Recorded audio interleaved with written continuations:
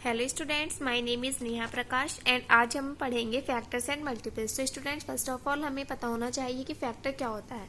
तो देख, a factor of a number is an exact divisor of that number, यानी कि जो फैक्टर है वो किसी भी जो भी हमारा नंबर दिया गया है हमें उसका एग्जैक्ट डिविजर होता है, यानी कि जो उसे कम्प्लीटली डिवाइड कर दे। और से या फिर a number which divides a given number exactly is called a factor of the given number. Okay students, अब देखिए इसकी कुछ प्रॉपर्टीज़ होती हैं। प्रॉपर्टीज़ देख लेते हैं, फिर बाद में मैं आपको सिखाऊंगी कि फैक्टर्स कैसे निकालते हैं। Property number one is a factor of every number, यानी कि जो वन है वो प्रत्येक एवरी नंबर का फैक्टर है। जैसे कि 1 2, क्योंकि वन सभी डिजिट्स या सभी नंबर्स में आता है, तो one is a common factor, यानी कि सभी में वन तो फैक्टर होना ही है, चाहे कोई कितनी भी बड़ी डिजिट हो या कितनी भी छोटी हो। And student, second properties, every number is a factor of itself, यानी कि एक तो हमारा फैक्टर हो गया। फर्स्ट प्रॉपर्टी में हमने पढ़ा one is a factor of every number. Second is every number is a factor of itself, यानी कि वो इटसेल्फ यानी कि अपना ही फैक्टर होगा। जैसे कि 2 है तो 2 का फैक्टर एक तो 1 होगा एंड 2 होगा ही होगा। Okay. And third property is every factor of a number is less than और इक्वल टू द नंबर, यानी कि जो भी हमारा फैक्टर है, अगर किसी नंबर का हमें फैक्टर फाइंड करना है, every factor of a number is less than की, यानी कि वो या तो उससे लेस देन होगा या इक्वल होगा, उससे ग्रेटर देन नहीं होगा। इस बात का ध्यान रखना है, लेस देन होगा या इक्वल होगा, लेकिन ग्रेटर देन कभी नहीं होगा। ओके स्टूडेंट्स, तो अब देखिए मैं आपको सिखाती हूँ कि फैक्टर्स निकालते कैसे हैं। तो स्टूडेंट्स, फैक्टर्स निकालने के हमारे पास 2 मेथड्स हैं। मैं आपको दोनों बताऊंगी जिससे आपको कंफर्ट हो, आप वो यूज़ करना। आप देखिए स्टूडेंट्स, जैसे 18 है, 18 एग्जाम्पल लिया है, 18 के फैक्टर्स बताने कि find the number of all factors. तो स्टूडेंट्स, इसके लिए सबसे पहले हम क्या करते हैं, फर्स्ट प्रॉपर्टी क्या थी हमारी? फर्स्ट प्रॉपर्टी थी कि इसे एक तो ये 1 is a factor of every number, तो 1 इसका भी फैक्टर होगा। एंड सेकंड प्रॉपर्टी थी every number is a factor of itself, यानी कि 18 is a factor of itself.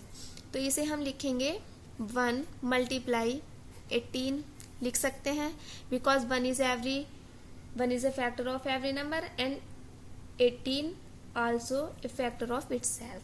तो इसे हमने लिख लिया 1 मल्टीप्लाई 18। अब देखिए सेकंड फैक्टर निकालने के लिए क्या करेंगे, जैसे 18 है तो जो भी हमारी डिजिट है 18 के अलावा कोई भी हो सकती है, तो 18 को हम डिवाइड करके देखेंगे 2 से।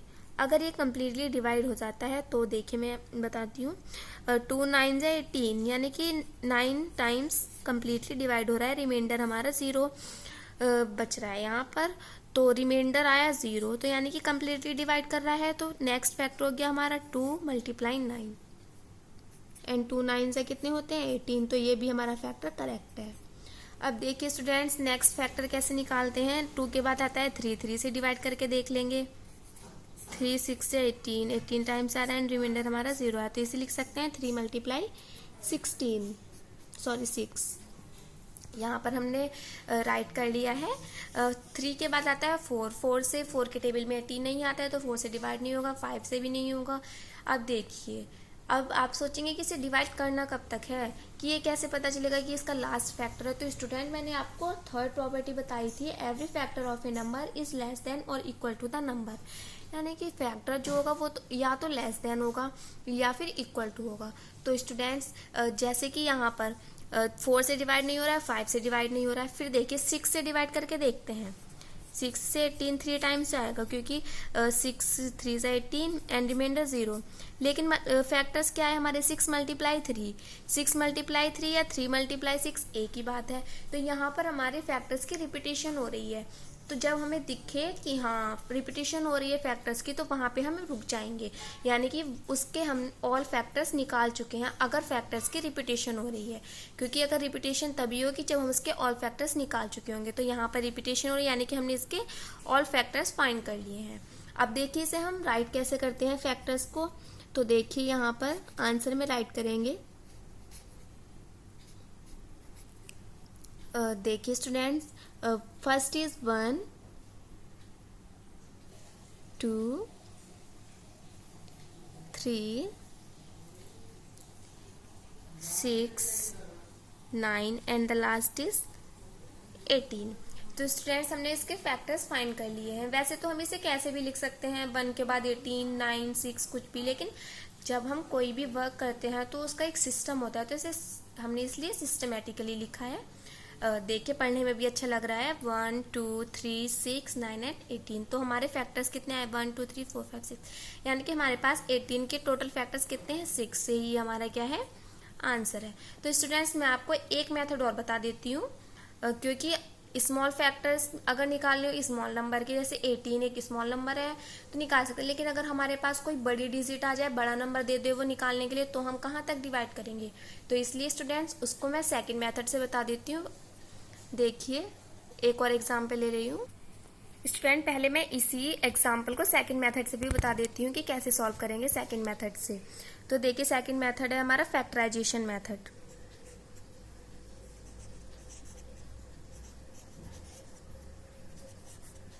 Factorisation method.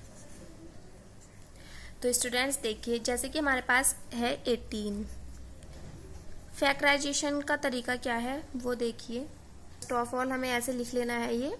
अब देखिए स्टूडेंट्स, जो हमने नॉर्मली भाग करते हैं, डिवाइड करते हैं, वो तो आपको आती ही है।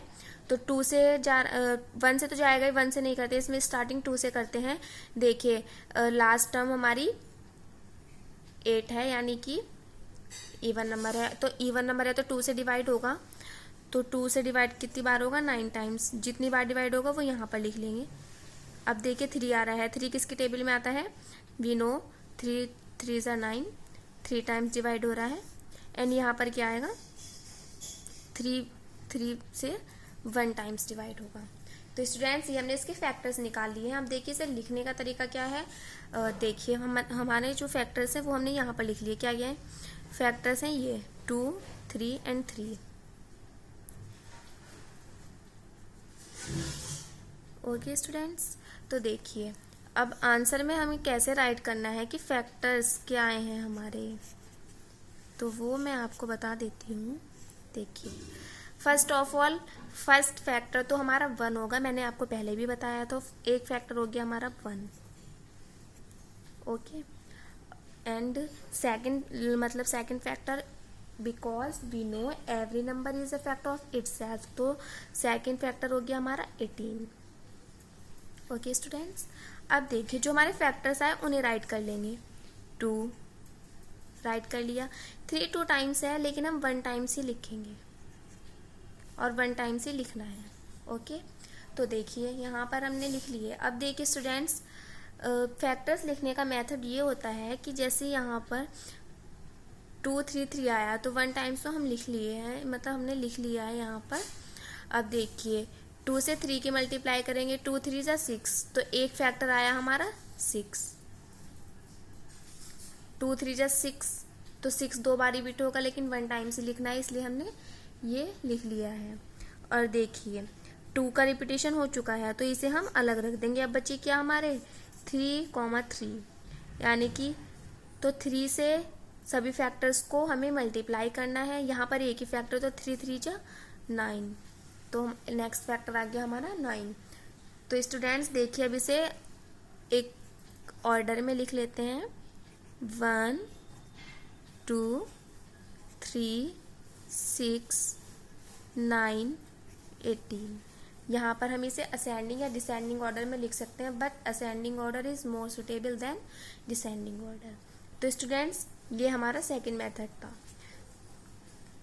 आई होप कि आपको दोनों मेथड्स अच्छे से समझ में आ गए होंगे। सेकंड मेथड भी हमें आना चाहिए, क्योंकि अगर हमारे पास वो बड़ी सी डिजिट दे दे निकालने के लिए तो हम इजीली निकाल सकते हैं। ओके स्टूडेंट्स, आई होप कि आपको समझ में आ गया होगा। Thank you.